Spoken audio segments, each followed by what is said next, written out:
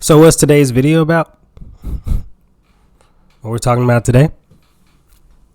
Talking about Sonic Frontiers. Again. But, this article is by PC Gamer. And, if you watched my channel yesterday, I made a video and it was called Sonic Frontiers is the next Sonic 06. Not because I think personally that it is, but the article that I was reading about compared Sonic Frontiers to Sonic 06 and Sonic Heroes, which is completely unfair. Those games are so far away from the Boost trilogy, and that's what Sonic is known for today. Now, that article was a complete mess. Sonic is not the next Sonic 06. Sonic Frontiers is its own video game.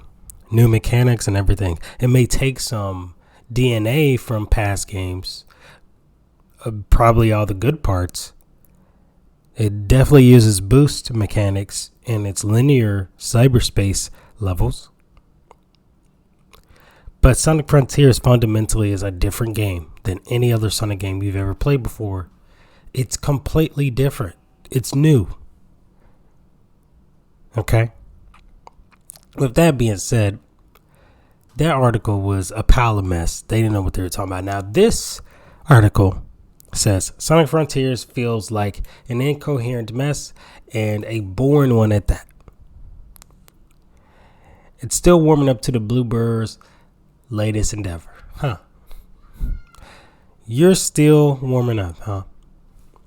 Let's see what's wrong. I'm bouncing through a cyberspace portal, one of Sonic Frontiers' mini stages. Sonic's erratic movement has caused me to slip off a rotating platform one time too many, and I'm growing tired. Finally, the end. The only thing between me and the goal is a single jump panel. I go at it full speed, and it overshoots me. The goal whizzes past me as I fall into the abyss and return to the beginning of the stage. Perhaps it had something to do with this being the final appointment of my tiresome 3-day Gamescom trip. But I couldn't help but feel deeply frustrated. A deep sigh on so this now he's criticizing the mechanics of Sonic Frontiers. Here's my problem with him criticizing the mechanics of Sonic Frontiers. This time, in the first time in a Sonic game, you can fucking change it. That's right. You can go in the fucking settings of the game and you can fucking change it. You can change it, guys. Literally.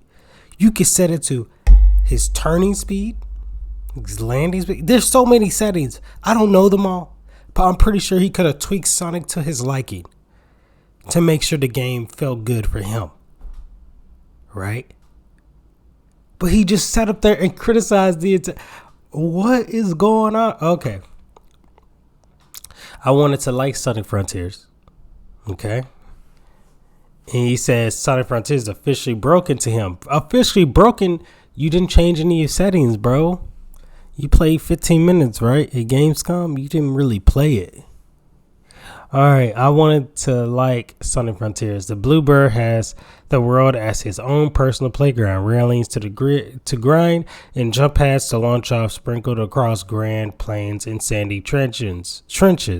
It sounds great in concept, but after playing 30 minutes of the game's The Second Island, I'm not too sure if Sonic should be given the whole world to blitz through. Interesting. Don't get me wrong, burning rubber across desert island areas is as fun as it is in any other Sonic game, but there's an awful lot of empty space which suffers from pop-ins and rails and other classic Sonic traversal doodads. They appear awful suddenly and have the thoughtful placement of a drunk man playing Jenga. There's a lack of flow to them, and in a game that already looks a bit rough, further dampens the overall level design when I think of bombastic levels of Sonic. Okay.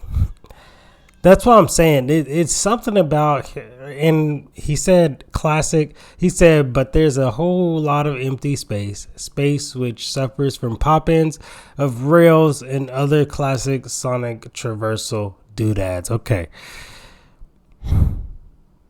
How do I look at this?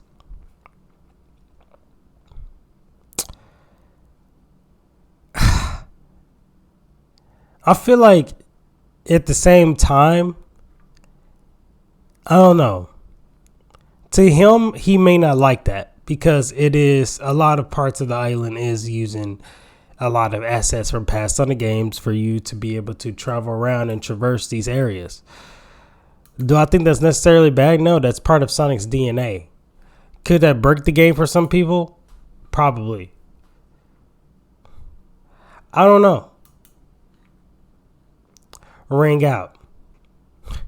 I scurry around and quickly come across a guardian, large boss encounters that incorporate some light action with puzzling.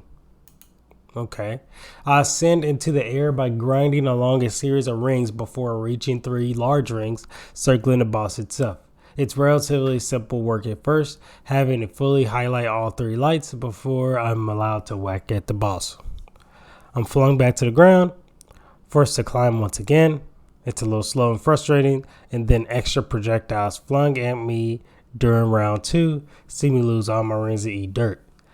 So it gives it some difficulty. So are you criticizing it because of the difficulty? Okay. Most of my time was spent sort of scurrying around, figuring out just what to do next. This is it's so draining to read this. And the reason why I say this is because a lot of this has it's not good criticism. He's criticizing the game based on face value. He hasn't even played the story, and we don't know how dynamic this world is. Sonic Frontiers could be much deeper than we think. I feel like I shouldn't even read the rest of his article because it's just a load of crap. He's talking about many systems in short time frame. He's talking about different mechanics and modes and mini games to sink my teeth into. Every other loading screen, I'm thrown into a tutorial or drill. Okay, so he must have played the demo. Okay. It seems like he got annoyed by the tutorials, and then once he got to play, he didn't know what he was doing. That's just my observation. And open world formats always take time. Anyways, tell me what you think about this video and overall. If you guys want to support me on Buy Me Coffee down below. That would help a ton. And PC Gamer, please, when you write articles, know what you're talking about at least. Anyways, peace.